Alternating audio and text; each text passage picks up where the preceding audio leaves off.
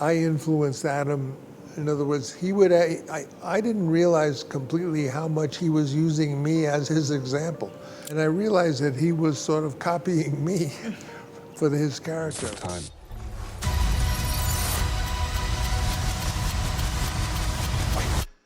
Go. First of all, thank you very much for your time, and thank you very much for this film. I think it's amazing. So thank you for sir. coming to visit me. Yeah, no. And one of my favorite parts in this film is when Catalina reflects on the capacity of humans to create gods. You know, we make gods, myths, works of art, or the language itself, and all of these things transcends the creator. So while I was watching the film, I was thinking, and I would like to ask you, why cannot we create societies and cities and countries that reflect that creation capacity instead of destruction?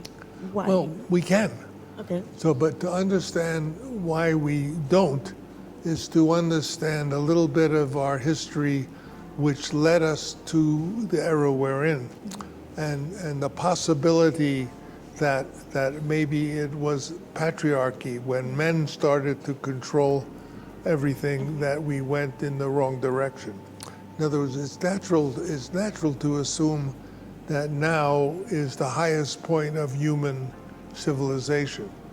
But maybe it's not. Maybe we were doing better 20,000 years ago. Well, history is only 10,000 years. There was only writing, and we believe, although there's lots of argument, that men only took over as kings, of course, as kings about 10,000 years ago because of the horse, because they were able to come running down fast. And so if that's the case, that means that our tendency towards war and slavery and all of the things that we think is bad was not really what dominated human history for the whole 300,000 years, but that there may have been a period of when men and women lived together shoulder to shoulder. Women as life givers are of course important because they give life and they know how to care for life. So it's possible that we lived in, matriarchies are not like patriarchies where the women give orders. Matriarchies are more collaborative because, like, we need water for the kids, we need food for the kids, we need something to make us warm because it's going to be cold. In other words, they're more practical. And the earth itself is a woman. The woman is it's believed that in earlier periods of our society, men didn't even know that they had anything to do with babies. They thought just women had this magical ability, which they do in a way. So what I came to feel was that there were societies, human societies, that existed more through friendliness and sharing of information than just I am king, you are my slave. And I think, frankly, men did it because as we know, in mammals and humans, women are the sexual chooser. So by making the woman a slave, they took that away from them, which is why I think they did it. But now we're beginning to understand, even in the world today, that women leaders can be really good, and men and women together can be great. That's the point, that men and women should be friends, aside from I'm your slave or you're my slave. They should be friends and work together to make a beautiful world for themselves and for their children. Did I answer your question? Yeah, totally, and it was great. So, but I hope I did. No, and Catalina has a vision of a better world, and it's such a big dream, and people don't want to understand it, that it becomes a nightmare, because it seems to be impossible, and it's very frustrating. So I would like to ask you, have you ever had a dream or a vision that you wanted so desperately that it becomes a nightmare? Well, my most frequent nightmares are anxiety dreams, and it's always that I'm doing something like making a movie and asking for things and nobody understands me, what I want. And for some reason I can't get what I want. And I've had that kind of a dream.